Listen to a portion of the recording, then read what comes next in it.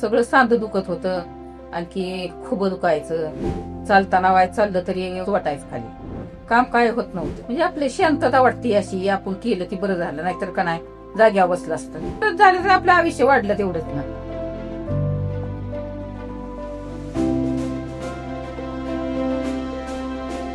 शेवटचे 6 महिने कसे होते दुखणं? जास्तच होत होतं, कंबर दुखायची, पाय दुखायचं, गुडघं दुखायचं, रातचं तर लय दुखायचं. चालणं नाही चालायचं, लगेच आपल्या घरात येऊन बसायचं. आधी हात टेकायच्या रुटा येत ना, चक्कर यायची.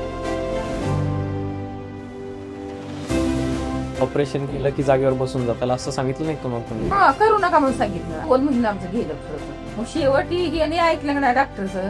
आपुलकीनं तुम्ही ठामपणे सांगितलं होतं की बाबा 100% मी बरं का. परत झालं तर आपलं आयुष्य वाढलं तेवढंच ना. आणि वागती थोडं थोडं वाकायचं, खाली बसणं तरी हाय आपली, म्हणजे आपली शांतता वाटते अशी, आपण केलं की बरं झालं.